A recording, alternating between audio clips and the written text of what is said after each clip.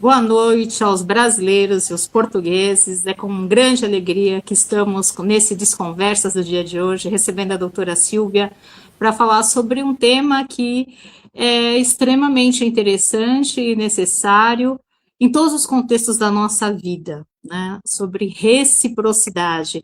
Então, doutora Silvia, eu vou passar a palavra para a senhora, então, para que a senhora dê as nossas boas-vindas. Olá, boa noite a todos, boa noite, Soira, uma vez mais. É com muito gosto que nós conseguimos finalmente voltar a juntar-nos, cada uma com o seu trabalho, e é sempre uma sensação de casa estarmos a trabalhar juntas. Hoje, por sugestão da Soira, estamos aqui a debater o tema reciprocidade e eu dei por mim todo o dia a pensar nisto. No decorrer do meu trabalho, surgiu naturalmente e a pensar que efetivamente, como disseste agora e muito bem, isto está presente em todas as áreas da nossa vida, não é? A reciprocidade é mesmo importante, porque reciprocidade não deixa de ser equilíbrio, não é? O dar e o receber. Portanto, é mesmo com muito gosto que vamos falar sobre este tema e em tudo o que ele toca. Então, passo-te imediatamente a palavra. Bom, vamos lá. Por que que eu acabei sugerindo esse tema? Bom, as pessoas já sabem, né, Silvia, quem nos acompanha há algum tempo, que nós temos o hábito de pensar sobre várias coisas, né? Nós somos pessoas efetivamente reflexivas. E esse tema da reciprocidade é um tema que eu tenho refletido já faz algum tempo e com mais acuracidade agora nas últimas semanas, digamos assim, né? E por que que isso eu considero esse um tema importante? Nós já conversamos em outras ocasiões, e nós falamos de um tema que eu gosto, mas que está vinculado a três pontos, né? Que é o pertencimento, o equilíbrio nas relações de dar e receber e ordem. E esses três pontos, doutora Silvia, são três pontos que hoje eu digo que regem as minhas relações, né? Ou seja, esse cuidado para fazer com que todas as pessoas se sintam pertencentes, não é? Mas, ao mesmo tempo, tentando entender, quando a gente fala de ordem, qual é o lugar que cada uma dessas pessoas deve ter na minha vida, não é? E principalmente, eu acho que levando em conta a questão da reciprocidade. E aí, quando a gente fala desse termo de reciprocidade, não é esse contexto interesseiro que muito se utiliza na nossa sociedade, né? Que é eu estou fazendo pensando na troca, não é? Não é nesse sentido. Existem relações que são interessantes e relações que são interesseiras. Nós não estamos falando de relações interesseiras, nós estamos falando de relações interessantes. E uma relação interessante, ela também tem o pressuposto de que há uma reciprocidade nessas relações. Então, a reciprocidade, ela acontece de várias formas e vários contextos. Então, doutora Silvia, eu queria, se possível, que nós começássemos, então, com esse tema do que é uma amizade interesseira e do que é uma amizade interessante. Eu acho que seria bom começar a definir esses dois aspectos no seu olhar de psicóloga mesmo, né? Como é que você, quando está orientando uma pessoa, antes de nós entrarmos efetivamente na reciprocidade, como é que você orienta os teus pacientes para distinguir o que é uma amizade interessante, que é aquela que te faz crescer, e uma amizade interesseira que normalmente ela faz parte das relações abusivas, aproveitando o trend da semana passada lá com a Leonor, né? Então, para que a gente consiga identificar desde cedo. Ou seja, é assim, quando nós estamos dentro de uma relação, a parte emocional, por vezes, tolda-nos o pensamento, não é? E tolda-nos também a nossa capacidade de racionalizar e de fazer uma análise mais assertiva sobre a situação. Falo aqui muitas vezes na questão do egoísmo, que é sempre uma palavra que não é bem vista, é um termo em que as pessoas tentam se afastar. Muitas vezes este termo até inclusivamente é utilizado como forma de ataque ou de ofensa, não é? Tu és egoísta. No entanto, nós precisamos mesmo de ser egoístas, porque quando qualquer relação, amizade obviamente incluída, nós passamos a pôr-nos em segundo lugar para dar prioridade ao outro, alguma coisa não está bem. E eu digo também muitas vezes isto, e isto pode parecer um bocadinho frio, mas não existe o dar sem esperar nada em troca, porque nós, quando esvaziamos a nossa caixa emocional, a nossa carteira emocional, nós precisamos obrigatoriamente de a voltar a encher, porque caso contrário nós ficamos desnutridos, nós precisamos de nos nutrir. Agora, eu percebo perfeitamente a tua questão, mas é importante também, para não corrermos o risco de sermos injustos, e nas amizades, em princípio, nós conhecemos minimamente a outra pessoa, nós entendermos qual é a linguagem do amor da outra pessoa, porque nem todas as pessoas se manifestam da mesma forma. Há pessoas que, nós sabemos que existem 5 linguagens do amor, e só para dar um pequeno exemplo, para não ser muito exaustivo, enquanto que algumas pessoas dedicam tempo e estão disponíveis e estão completamente sempre dispostas a parar tudo para ir ao encontro da outra, e isso é maravilhoso.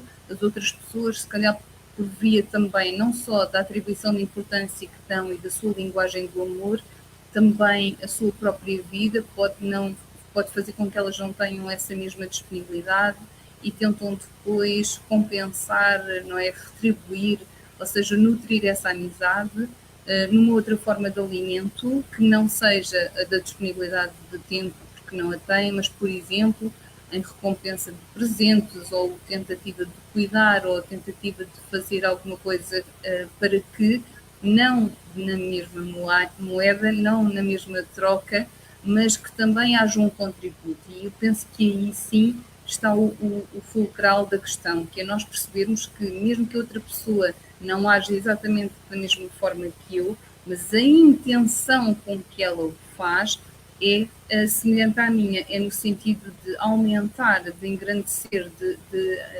adicionar alguma coisa à nossa relação e não de subtrair. Quando tu me falas em que, e foi este o pensamento que me vem imediatamente, numa relação em que existe uma desigualdade, não é? Quase um desequilíbrio, em que existe um investimento maior de uma parte do que da outra, obviamente que para que a relação se mantenha, alguém vai ficar, vamos dizer assim, desfalcado. Depois haverão muitas outras coisas, não quero estar só a alongar nisto, mas temos que ver também, por exemplo, qual é o contexto em que cada uma das partes se encontra. Porque se uma das partes, por exemplo, estiver a passar por um luto, possivelmente não poderá contribuir da mesma forma que a outra pessoa. Se uma das partes estiver numa altura no meio de um projeto que precise realmente de estar focada naquela situação, eventualmente não poderá contribuir da mesma forma, ou se estiver a passar por uma situação que lhe requeira muita energia, possivelmente naquele momento não poderá contribuir, mas obviamente que tem que ser uma fase, não é? Tem que ser um período de tempo em que não pode deixar também a outra parte no ar, no desconhecido, não é? Sem saber o que é que se está a passar, em que a outra parte saiba que, e fique tranquila, que realmente naquele momento específico, isolado, isso não está a acontecer, mas existe uma razão para isso não estar a acontecer. Não é só porque, olha, eu agora não me apetece mais contribuir para aquela relação e depois já me apetece outra vez. Não tem a ver com uma razão específica que leva a pessoa a estar um bocadinho mais ausente e aí existe uma honestidade em que depois o outro não é obrigado a aceitar isso, não é? Mas pelo menos sabe o que é que se está a passar. Quando isso não acontece, quando se suga alguém, então aí a amizade deixa realmente de ser uma amizade interessante para ser uma amizade interesseira, que só toca quando importa, que só bate à porta quando daí vai retirar algum ganho, e eu penso que, antes de mais, nós temos que ser honestos connosco próprios para perceber o que é que nós também ganhamos com isso, não é? Se realmente só estamos a dar, como disse inicialmente, o que é que nós estamos a receber com isso e se não estamos só nós a contribuir para essa relação. Soira. Bom, doutora Silva, então eu quero trazer algumas ponderações. Eu acho que a primeira coisa, eu discordo um pouco do seu termo egoísta. Eu acho que egoísta não é, desculpa, assim, como alguém que trabalha muito com letras, assim, eu acabo sendo um pouco criteriosa com essas definições. Mas eu entendi o que a senhora quis dizer, doutora Silvia, mas eu tenho talvez uma outra palavra. Eu acho que é um senso de autopreservação ou autoestima, né? Talvez, não sei. Eu penso que quando você tem uma autoestima que, ok, né? As pessoas falam, ai, autoestima elevada. Gente, quem é que consegue ficar com autoestima elevada o tempo inteiro, e uma autoestima elevada corre risco de entrar no ego, e você trouxe uma palavra que eu acho muito interessante, que é o equilíbrio, mas assim, eu acho que quando você tem uma autoestima adequada e um senso de autopreservação, isso muitas vezes é confundido com o egoísmo, não é? Na verdade, eu sei que você tentou ser um pouco didática com essa palavra, mas eu entendo, doutora Silvia, a senhora pode discordar de mim, que o seu contexto é mais no sentido de se autopreservar e ter uma autoestima ok, não é? Uma autoestima adequada, para perceber que aquilo é uma dinâmica que não corresponde àquilo que precisa. E é muito curioso que existe uma coisa chamada intuição, que a gente não leva muito a sério, mas parece que o nosso corpo fala, né? Eu acho que todos nós aqui que ouvimos a senhora, a doutora Silvia, e a senhora deve ter essa experiência no dia a dia, já deve ter ouvido em inúmeras situações, nossa, meu estômago embrulhava quando a pessoa estava por perto, me dava dor de cabeça, enfim, né? São coisas, o nosso corpo é capaz de detectar perigos que nós muitas vezes escolhemos ignorar, até por esse senso de autopreservação. Então, eu vejo, doutora Silvia, essa sua definição de egoísmo como uma autopreservação, né, como um processo de cuidado com a autoestima. E aí a senhora trouxe dois pontos que eu achei extraordinário, eu ainda não tinha pensado sobre essa ótica, apesar de entender a dinâmica dessa forma, que é a questão da linguagem do amor, não é? As pessoas entendem que reciprocidade é entregar na mesma moeda, e você trouxe, doutora Silva, uma fala que eu achei extremamente importante, que é que as pessoas entenderem, como por exemplo, né, nós em relação aos nossos pais, a questão de honrar, por exemplo, pai e mãe, não é necessariamente que você seja obrigado a conviver, às vezes, com uma pessoa que te faz mal, mas é você reconhecer e aceitar e amar aquela pessoa do jeito que ela é, não é? Agora, de qualquer forma, nós, enquanto filhos, nunca vamos poder retribuir à altura dos nossos pais o fato deles terem nos dado a vida, não é? Assim, e como a vida caminha para frente, óbvio que nós vamos fazer coisas pelos nossos pais quando eles estiverem mais velhos, mas eu entendo, doutora Silvia, que são nas suas filhas, por exemplo, você que tem filhos, né? Eu não tenho filhos, tenho irmãos bem mais novos, mas não posso me colocar no lugar de mãe. Mas eu sei que tem filhos, você consegue ter essa percepção, Silvia, de que essa hereditariedade e essa forma de gratidão aos seus pais, você transfere através do cuidado com as suas filhas, né? Eu vejo essa coisa um pouco como seguindo em frente. Então, eu achei fantástico a sua percepção do Linguagens do Amor, porque, de fato, dependendo das circunstâncias, nós nunca vamos poder corresponder à altura, não é? De um pai, de uma mãe que nos deu a vida, por pior que seja, a vida é uma dádiva, né? Que cada um de nós escolhe fazer o que quer. Mas tem outros contextos que às vezes as pessoas também imaginam que a reciprocidade, por exemplo, eu ouço muito essas falas, e às vezes até nós cobramos mesmo, né? Falam, nossa, mas como você foi ingrato, né? Eu fiz tal coisa por você. E a pessoa às vezes não entende que você não está cobrando o valor que você emprestou, ou o presente que você deu, enfim, é uma coisa muito mais simples, que é a consideração, que é o respeito, né? Eu vejo que essa palavra reciprocidade, ela tem muito a ver com gratidão, né? E gratidão, doutora Silva, você também trouxe dentro dessa definição da linguagem de amor, que foi extraordinária para mim, é entender que cada um vai contribuir com aquilo que pode. Então, sabe, às vezes um pai que trabalhou o dia inteiro chega cansado, com um filho de 5 anos, ele não vai. Bom, aí eu vou contar uma experiência até pessoal. É, um dos meus irmãos, que ele nasceu, eu tinha 13 anos de idade. Um dia eu estava voltando da faculdade, eu entrei com 17 anos na faculdade, então eu entrei bem nova, né?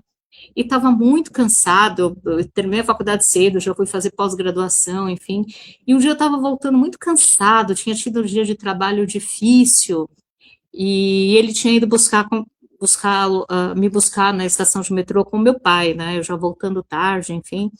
E eu estava subindo a escada naquele momento, e eu estava assim muito chateada, muito pensativa, né? Falando, ai, será que vale a pena tanta coisa, né? Tanto sacrifício de você trabalhar o dia inteiro, ir para uma pós-graduação, sabe? Quando você fala assim, poxa, tem gente com a minha idade que está aí curtindo a vida e eu, CDF, aqui me matando de estudar e trabalhar, né? E subindo a escada pensando essas coisas, e de repente eu vi o meu irmão, esse meu irmão com meu pai, né? Na época ele era o caçula, vi esse meu irmão com meu pai, e ele sempre foi uma criança sorridente, amorosa, e quando ele me viu, óbvio, né, ele não sabia, mas ele veio correndo, gritando, só, e veio, me abraçou e tal, e assim, é óbvio, o que que uma criança de 5 anos, né, ela pode dar em contrapartida, a não ser o que ele fez, né, e aí quando eu vi aquilo, eu falei, não, realmente vale a pena, né, se tudo que eu fizer também possibilitar que ele não tenha que passar pelas coisas que eu passo, porque os mais velhos sempre tentam, digamos assim, amaciar, não é, Silvia, o caminho dos mais novos. Então, assim, estou dando um exemplo disso que é uma coisa aparentemente pequena, né? Mas o carinho dele naquele momento me ajudou a repensar e falar e chegar à conclusão de que vale a pena.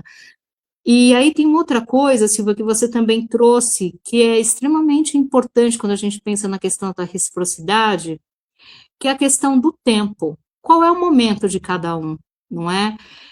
Às vezes cobrar de uma pessoa algo que ela no momento ela não tem para oferecer, isso foi uma reflexão que eu tive há muitos anos atrás, de uma pessoa que estava num processo de trabalhar com as suas próprias dores, né, de se libertar de uma série de fatores, enfim. E aí, era uma pessoa difícil no trabalho, ninguém tinha paciência com aquela pessoa, mas eu tinha paciência, né? Mas por quê? Porque eu entendi que mesmo que as pessoas não percebessem, a pessoa estava dando tudo que ela tinha, por menor que seja, né? Aquilo que a pessoa estava oferecendo, ela estava tentando fazer o melhor. Então, Silvia, você trouxe um outro aspecto também, pensando agora, que é a nossa expectativa, né? Nós já falamos sobre isso em outros programas, mas refletindo sobre a tua fala também, essa questão de que a nossa expectativa, que nós deveríamos estar com expectativas alinhadas. Não sei, Silvia, o que que essa palavra também, o que que isso também reflete para você? Porque às vezes também a gente cria expectativas de coisas que não vão acontecer e que as pessoas nem têm obrigação de fazer, né? Eu lembro de um senhor que eu conhecia que eu dava muita risada com a fala dele, e ele falava assim: olha, estou investindo, falar para o filho, olha, estou investindo muito em você, porque quando você crescer e ficar rico, eu quero que você me dê uma Porsche de presente, né? E a gente achava muito engraçado isso, e obviamente o filho cresceu, se tornou uma pessoa extraordinária, né, enfim. E eu brinquei com ele e falei, mas até agora nada da Porsche, né? E rimos, ele falou assim, não, mas o mais importante é que meu filho está feliz. Então, óbvio, é uma brincadeira, mas talvez às vezes a gente fique esperando que as pessoas nos deem uma Porsche, né? E esquecemos dessa reciprocidade, que eu acho que a reciprocidade, ela tem muito a ver com fazer o outro feliz, né? E é uma coisa que meu pai falava e eu ouvia outras pessoas também falando, né? Que quando você está num relacionamento, aí falando do matrimônio, enfim, que a sua maior preocupação tem que ser fazer o outro feliz. E a preocupação do outro também tem de ser de fazer você feliz. Se um está preocupado com a felicidade do outro, no final todo mundo fica feliz. E eu já vivi amizades, assim, e ambientes e relacionamentos de muita reciprocidade. E é uma coisa que é fato, Silvia. Se eu estou preocupada com o seu bem-estar e você está preocupada com o meu bem-estar, se eu estou preocupada em fazer com que o seu prato fique cheio, você está preocupada com que o meu prato fique cheio, as duas vão estar sempre bem.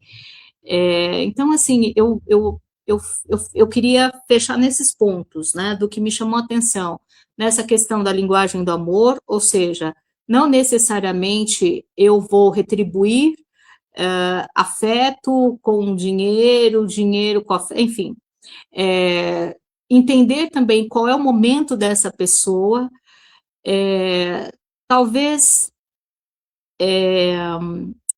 redimensionar as nossas expectativas, né? E eu acho que, em linhas gerais, é isso, Silvia. E no ponto de que eu não concordo, eu acho que não é egoísmo, é autopreservação.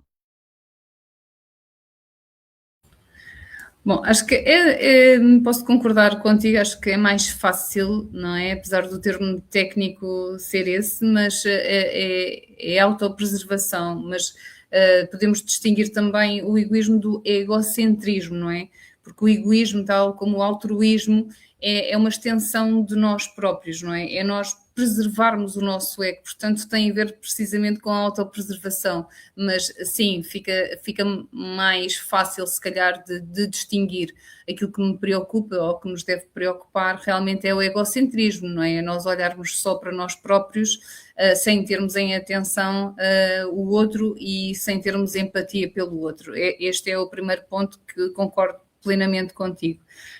Depois acho que é mesmo muito importante falar sobre a expectativa, porque a expectativa vem da tua atribuição de importância daquilo que tu dás e daquilo que tu valorizas. Se a tua relação, seja ela qual for, neste caso a amizade, mas pode ser uma relação tanto amorosa como até de trabalho, não é profunda, tu não sabes o que é que o outro espera, o que é que o outro pensa, de que maneira é que o outro valoriza alguma coisa, tu podes até estar a investir muito de ti, estar a dar muito de ti, vamos imaginar estar a deixar de fazer alguma coisa e penalizar-te até para estar a dar ao outro, e o outro pode nem sequer saber que tu estás a fazer esse esforço, esse empenho por ele. E, portanto, se a tua atribuição de importância for diferente daquilo que o outro atribui, tu vais, obviamente, criar uma expectativa que vai ser, obviamente, desnivelada, porque aquilo que é importante para ti não é importante para o outro, ou não é tão importante para o outro. Da mesma forma que o outro vai se importar mais com outras coisas e achar que tu vais adorar uma joia ou uma viagem, ou o que quer que seja, e tu pensas que se calhar tu preferias que aquela pessoa tivesse sido cuidadosa contigo, que tivesse sido atenta contigo, não é? Porque isso vai depender da atribuição de importância que tu dás aos valores, às situações, e é a partir daí que tu crias uma expectativa.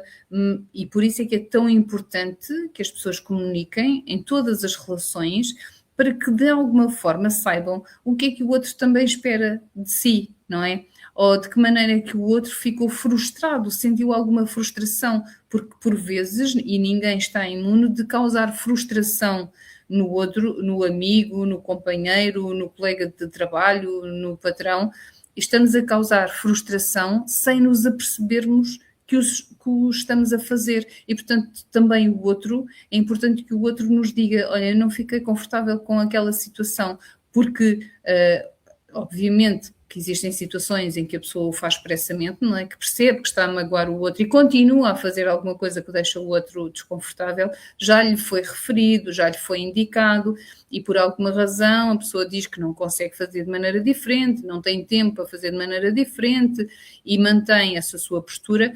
E outra coisa que me parece a mim completamente diferente é eu não ter nenhuma noção, porque até estou na minha vida, até estou nas minhas coisas e não estou a perceber que o outro ficou magoado e que aquele silêncio do outro não significa a sua ferida. Para mim, eu acho que é porque a pessoa está tão ocupada como eu e de alguma forma poder estar a ferir o outro como pode estar a ferir a mim, e eu não saber interpretar. E se eu não sei interpretar, obviamente que eu tomo principalmente responsabilidade sobre aquilo que eu faço a partir do momento que eu tenho noção. Eu posso até continuar a não atribuir a mesma importância, mas a partir do momento que eu sei que alguma atitude minha magoa a outra pessoa ou não vai ao encontro da outra pessoa, a partir daí é importante esclarecer se eu estou à altura para cumprir essa expectativa ou o outro, a mesma coisa, ou vice-versa, não é? Porque imagina, há pessoas que precisam mais de silêncio, há pessoas que precisam mais de comunicação, há pessoas que precisam mais, lá está, nas linguagens do amor, há pessoas que precisam mais do miminho e do toque físico, há pessoas que preferem ser recompensadas. Um presente não tem que ser um presente caro, mas que para elas isso represente que a pessoa se lembrou delas, não é? Ou que alguém que lhes fez um favor, que lhes foi fazer um recado e que teve atenção e que se lembrou de fazer alguma coisa. E, portanto, se eu pensar de maneira diferente da outra pessoa, obviamente, imagina, nos presentes, isso vê-se muito, por exemplo, em alturas de aniversário, há pessoas para as quais uma mensagem é tudo, há outras que tem que ser um presente comprado, há outras que dão muito mais importância a alguma coisa que foi feita, que foi construída com as mãos do outro, não é?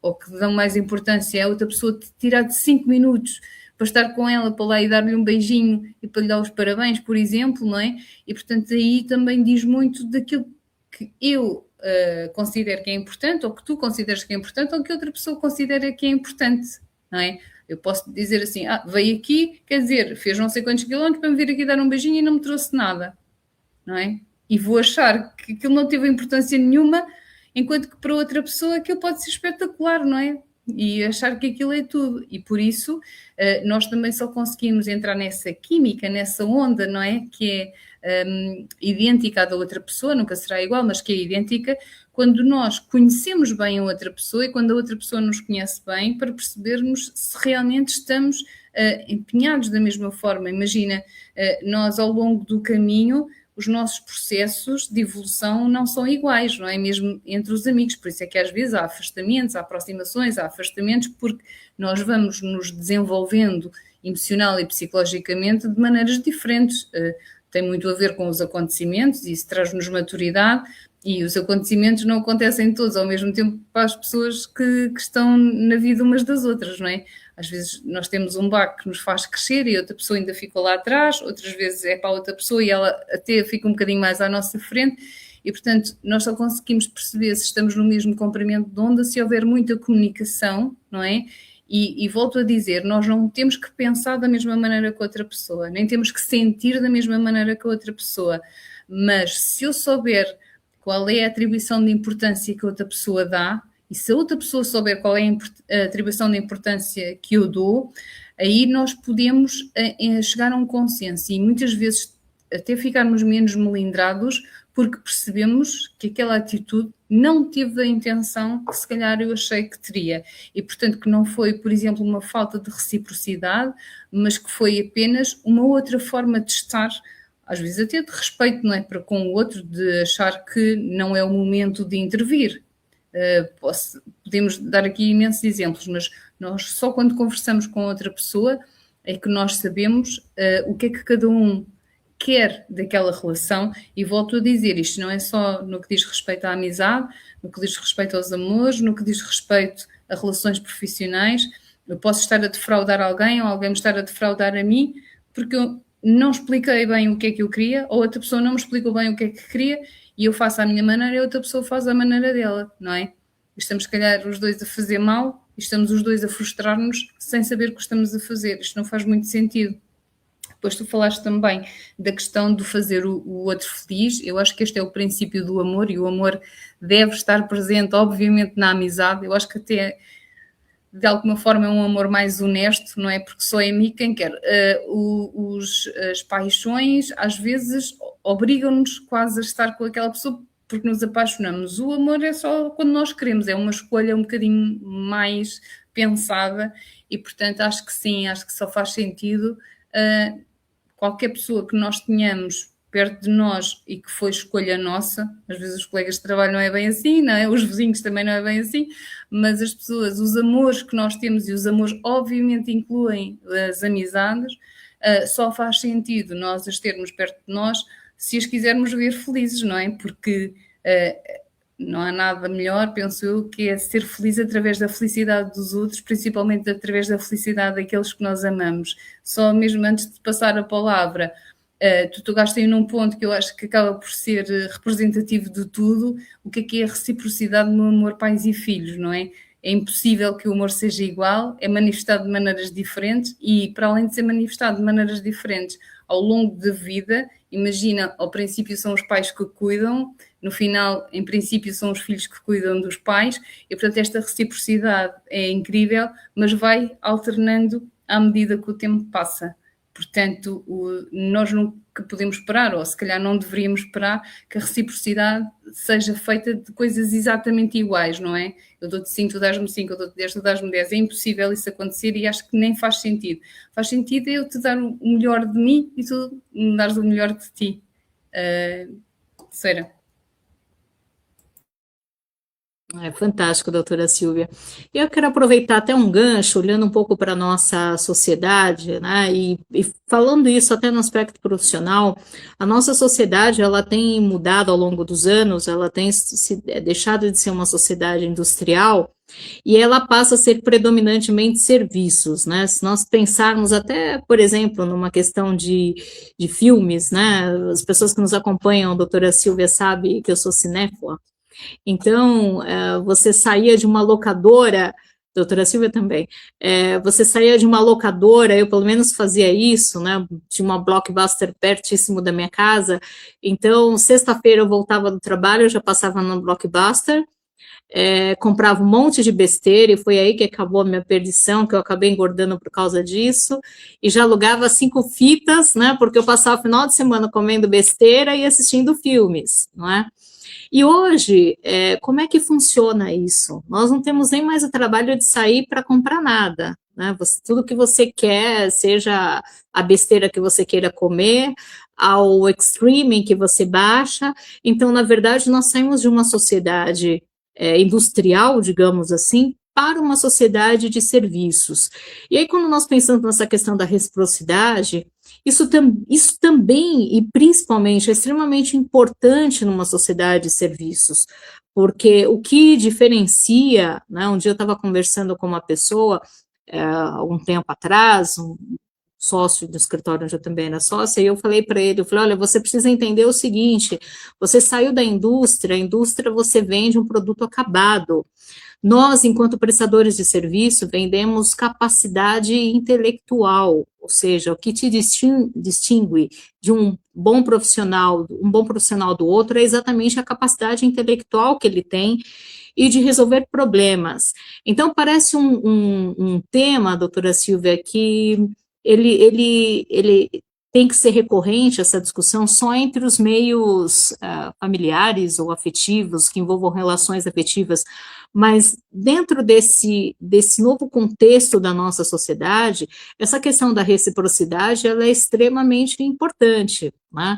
Você usa hoje um aplicativo de veículos, eles querem saber a sua opinião, ou seja, eles te ofereceram algo e eles querem saber se aquilo foi atendido. Então, a sua resposta é uma forma de reciprocidade, não é?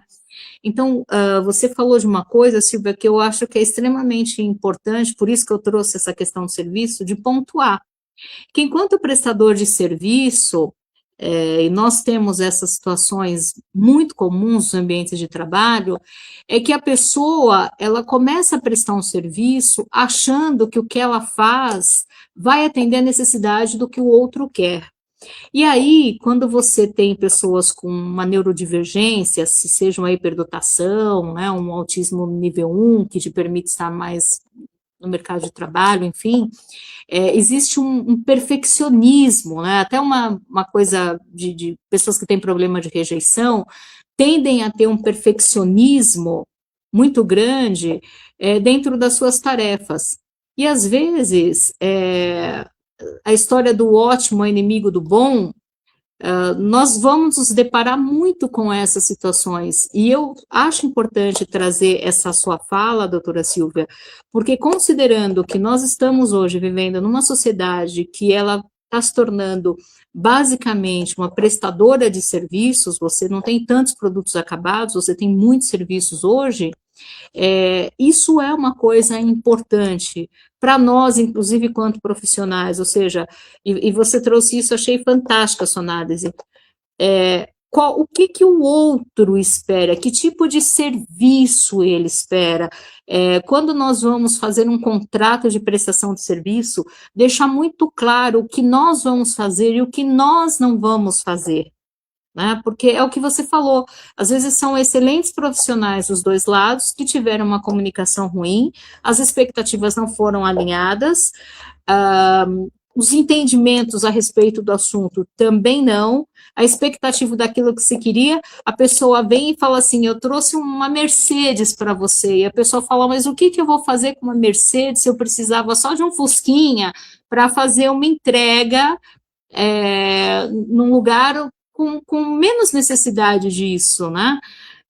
Assim, estou trazendo esse exemplo para ficar, obviamente, mais ilustrativo, mas esse ponto, doutora Silvia, a senhora me fez enxergar a importância disso também no ambiente de trabalho. Então, ou seja, o que se espera? Porque às vezes a pessoa fica frustrada porque ela fez tanto, mas se ela tivesse feito só a metade, entregue aquela metade, talvez no prazo que tivesse sido acordado, ela teria cumprido muito melhor do que aquela perfeição do 100%, né? Que a gente dificilmente vai atingir a perfeição, mas que talvez não tenha cumprido. Achei extremamente válida essa sua fala, doutora Silvia, inclusive trazendo isso para o meio profissional ou para as relações de negócios, e isso é uma coisa que eu observo, as pessoas não alinham as expectativas antes, as pessoas não dizem exatamente o que elas fazem e o que elas não fazem, e depois você tem uma frustração imensa e desnecessária, e obviamente um prejuízo financeiro nessas situações, porque esses pontos não foram alinhados. E essa questão da reciprocidade, doutora Silvia, eu também acho importante nesses ambientes, porque é assim, não é? Eu já trabalhei com dois perfis culturais. O perfil que é o perfil profissional, efetivamente, aí eu vou partir dos dois extremos, tá, doutora Silvia? O perfil do extremamente profissional, que não leva em conta que tem um ser humano por trás daquele trabalho, e o perfil extremamente humano, no sentido do eu não vou com a sua cara, você sai para tomar cervejinha comigo, e isso acaba virando motivo da promoção. Então, esse tema da reciprocidade, ela também é importante, inclusive quando a gente fala de retenção de talentos. Retenção de talentos e para as relações de uma forma geral. Às vezes você está valorizando mais a pessoa que está te dando tapinha nas costas, né? E que está te empurrando para o precipício, do que aquela que está te dando empurrão, mas está te levando para a direção certa. Então, essa sua observação, doutora Silvia, eu achei extraordinária, e já trazendo isso para uma ótica diferente mesmo das relações empresariais e profissionais, porque essa questão da reciprocidade, ela também é importante. A pessoa quer contratar um profissional bom e quer pagar uma hora ruim, não é? Às vezes contrato ruim para pagar uma hora boa, então, ou seja, enfim, eu acho que ainda pensando nesse contexto da nossa sociedade, como ela está se formando profissionalmente falando, esse tema da reciprocidade também é interessante. Eu não sei o que a senhora pensa disso que eu estou trazendo. Olha, Seira, é mesmo muito interessante, não é? Porque isto leva-nos, acaba por ser um espelho de tudo, mas leva-nos para o lado empresarial, e não é à toa. Os empresários, os grandes empresários não investem dinheiro à toa, em princípio, não é? E também não é ao acaso que existem gabinetes de análise de qualidade, não é? Existem inclusivamente, paga-se a pessoas para analisar a qualidade de serviço, e portanto isto significa que realmente tem muito peso na continuidade das empresas, não é? Na saúde das empresas.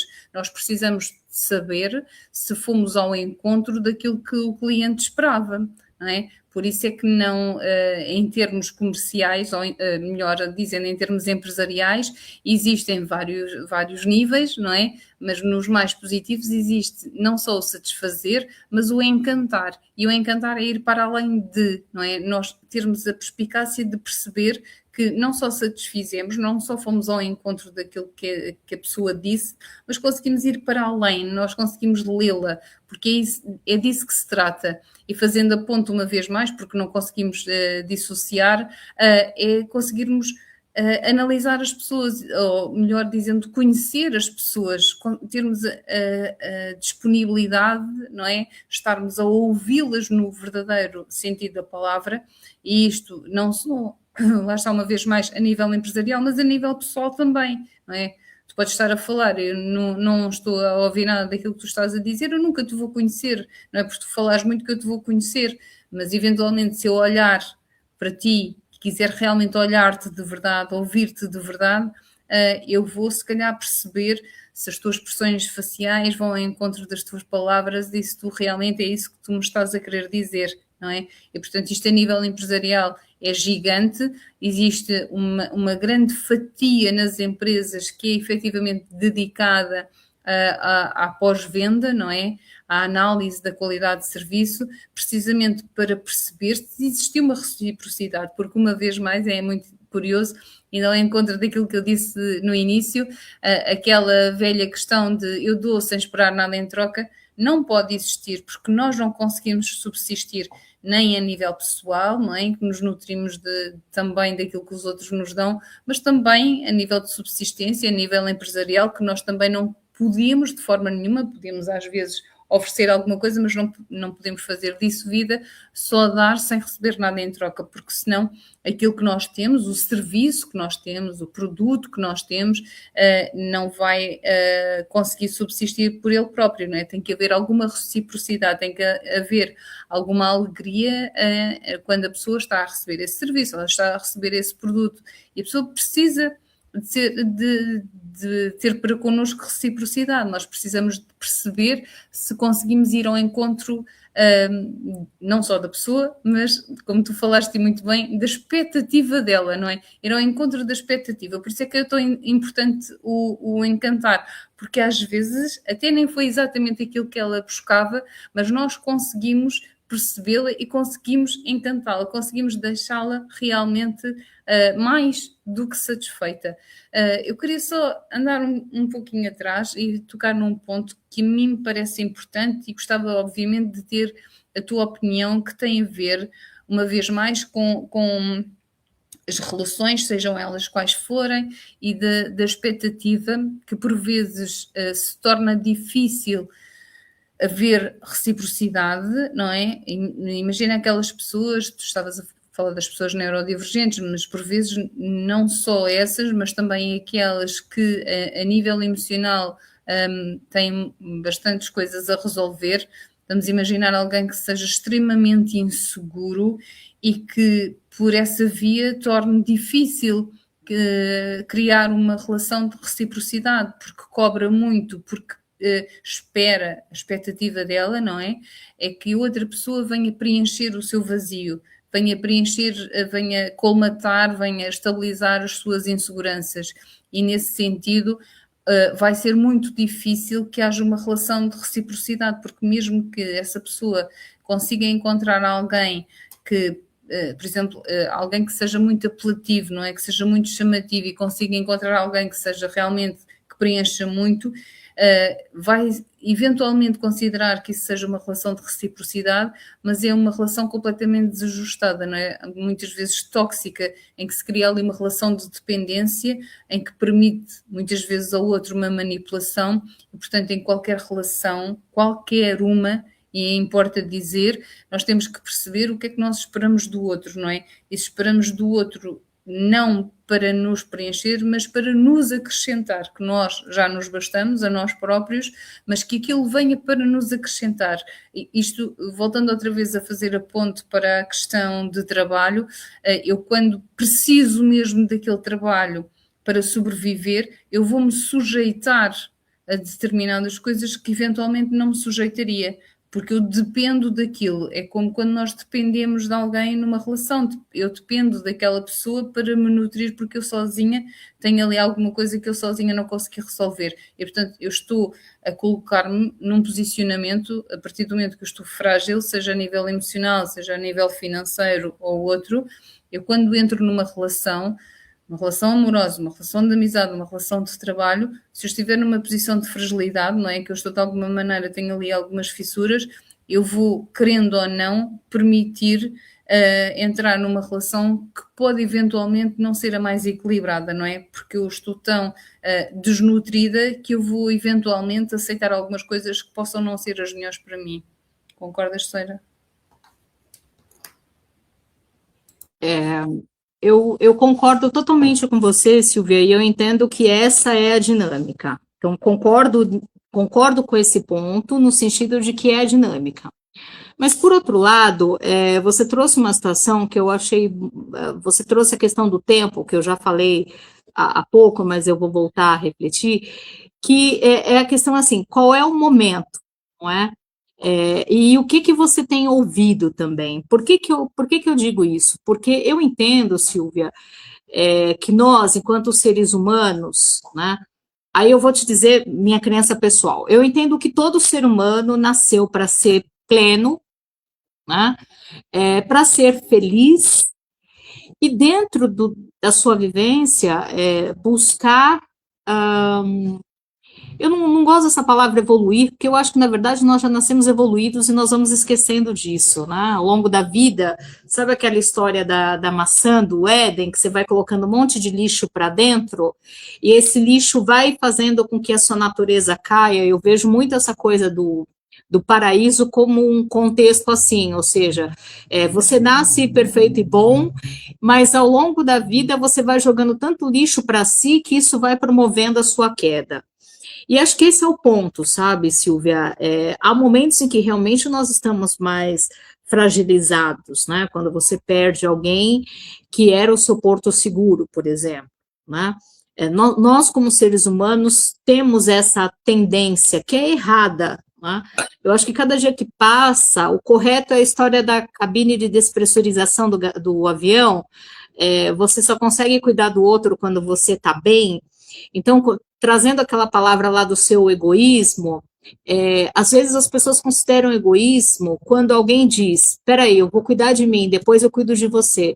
Mas o que ela está fazendo é o correto, porque todos nós, eu acho que sem exceção, já passamos por momentos em que nós deveríamos ter olhado mais para nós mesmos e nós decidimos cuidar dos outros. Aí todo mundo se curou, você adoece profundamente porque você segurou a dor de todo mundo, e isso acontece, você deve ver muito disso no seu consultório, e aí você tem que ficar sozinha curando a sua dor. E quando você diz, olha, está doendo, e você está dizendo para a pessoa que dói a mesma dor que ela sentiu, ela vira e fala assim, bobeira. Mas por quê? Porque às vezes, doutora Silvia, nós vamos naquele sentimento do perfeccionismo, nós, por vezes, entendemos que não é importante apresentar fragilidades, então nós somos sempre as pessoas fortes, que estão à frente de tudo, e nós próprios vamos matando essas relações de reciprocidade, né? Porque às vezes alguém te diz, Silvia, eu quero te ajudar, você diz assim, não precisa, eu sei como resolver. Mas será que tudo... Sabe aquela história que eu às vezes debato? Não, eu não preciso de homem, preciso de um homem para abrir uma lata de azeitona, eu preciso. Por que não? Qual o problema da pessoa ser recíproca para mim naquilo que ele se sente importante como recíproco, não é? Sabe, assim, eu estou dando um exemplo porque as pessoas usam vários temas, né? Mas eu penso um pouco nessa questão do quanto a gente também resiste a essa reciprocidade. né, com essa coisa do perfeccionismo ou com essa coisa de nos acharmos fortes o suficientes, e ninguém nesse mundo é, né? Então, quanto nós estamos sendo, como é que eu vou dizer? Quanto nós também permitimos essa, ao jeito italiano, né, parlando com la mano, né? Quanto que a gente também se permite que essa reciprocidade aconteça? Eu acho que também tem um pouco isso, sabe, Silvia? Você trouxe um ponto importante, porque às vezes nós nos julgamos, por isso que eu falei que a chave é o equilíbrio, né? Às vezes nós julgamos tão autossuficientes, tão alto não sei o quê, que o outro ali passa a ser um coadjuvante. Então, às vezes, até por mais que a pessoa queira te ajudar, ela não consegue. E aí, espera só um minutinho, Silvia.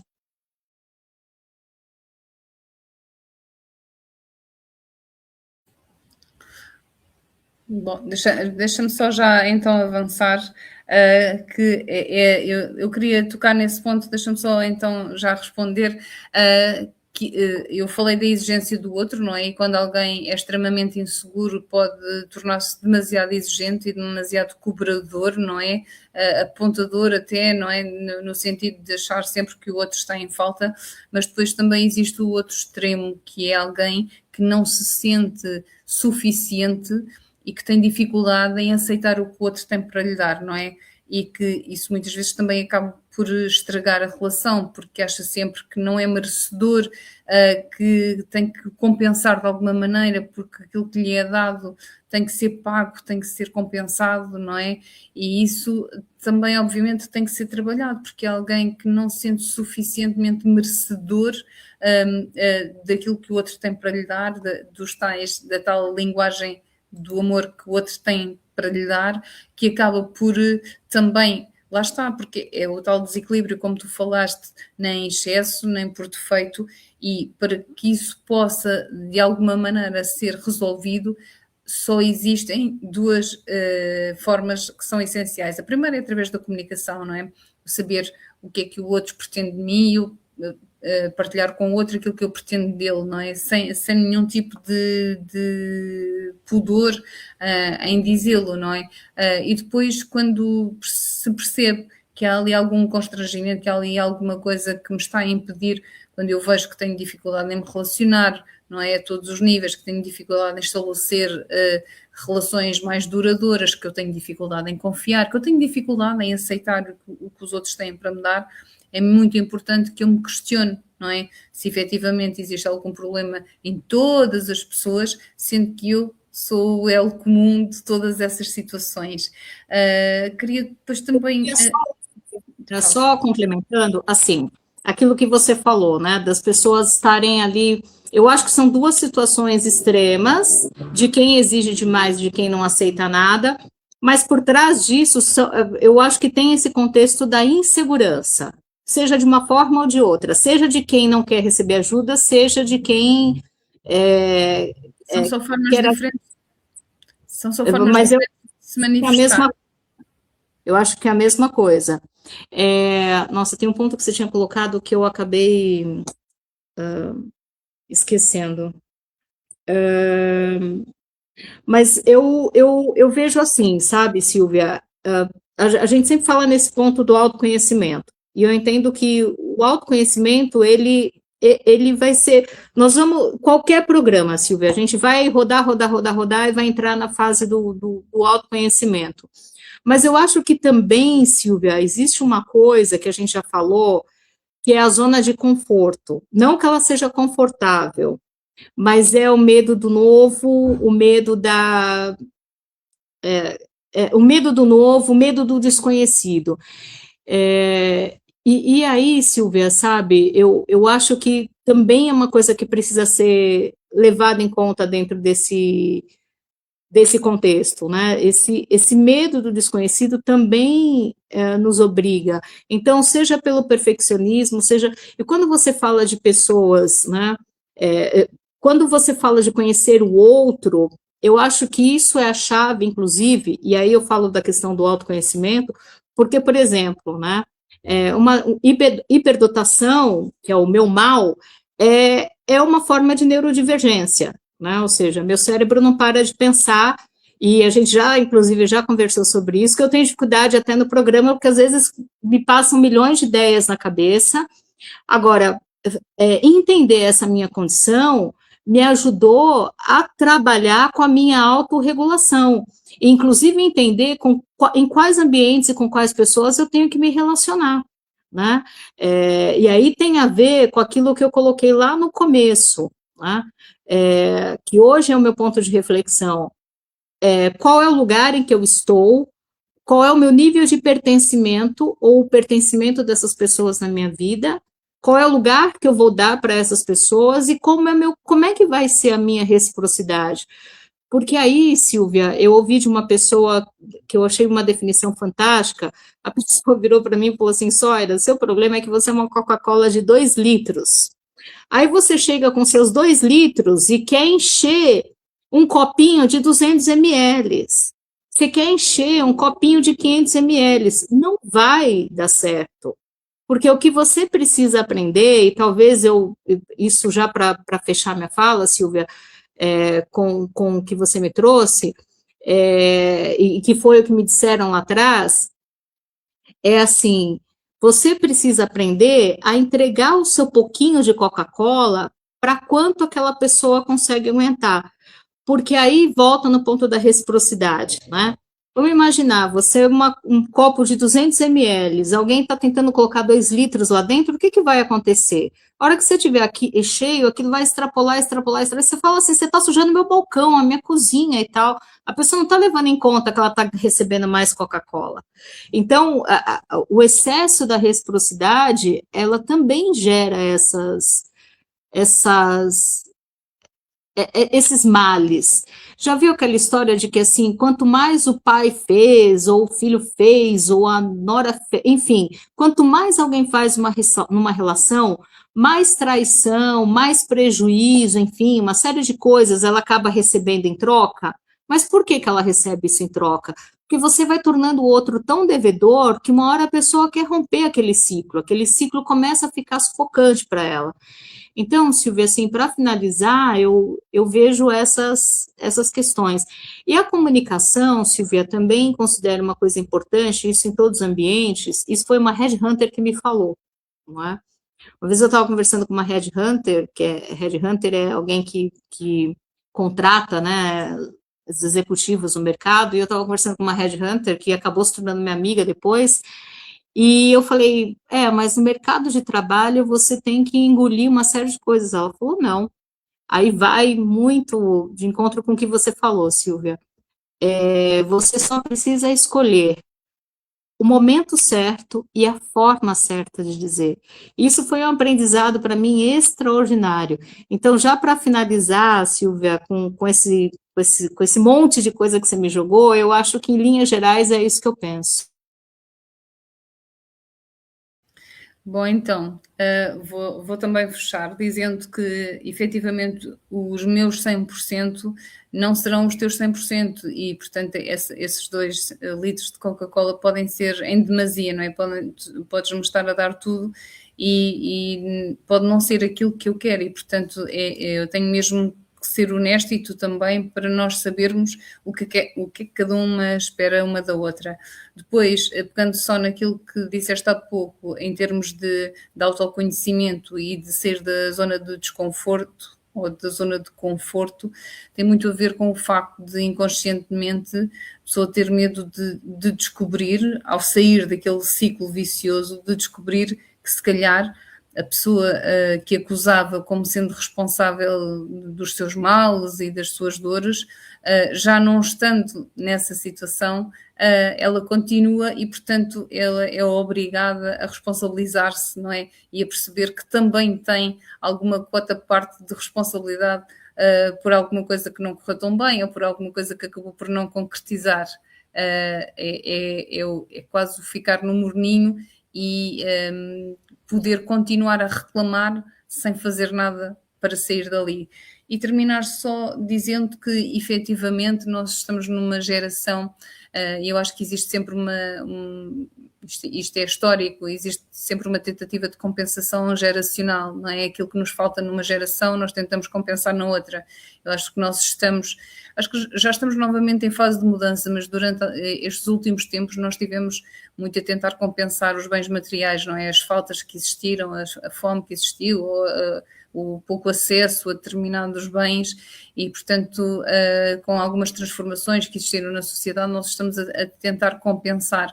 E, portanto, isso depois desembocou numa outra falta, não é? Que é a falta de tempo. Nós tentamos compensar de todas as maneiras e feitios as questões materiais, os serviços, não é? O termos tudo à mão, o termos tudo disponível, não precisarmos de nos esforçar tanto para termos as coisas, mas depois alguma coisa acaba sempre por faltar, que é o tempo. E acho que até aí também já estamos novamente em fase de transformação, em que se começa a dar importância ao tempo e a perceber-se que ele realmente tem muito mais valor do que muitos bens materiais e, portanto, nós estamos sempre em fase de transformação, mas mais do que aquilo que a sociedade num todo pede e é importante nós termos cuidado com as generalizações, perceber que cada um de nós é diferente. Só queria deixar aqui esta última ideia, que cada um de nós é diferente e que nós podemos, obviamente, partir com a mesma atitude para todas as relações, mas obviamente nós sabemos que mesmo partindo com a mesma atitude para todas as relações não teremos o mesmo impacto, porque como em tudo,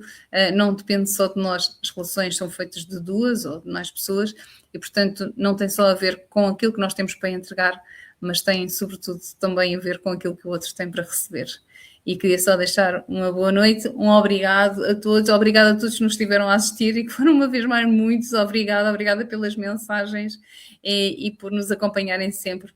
Soira, é sempre um gosto estar contigo. Boa noite.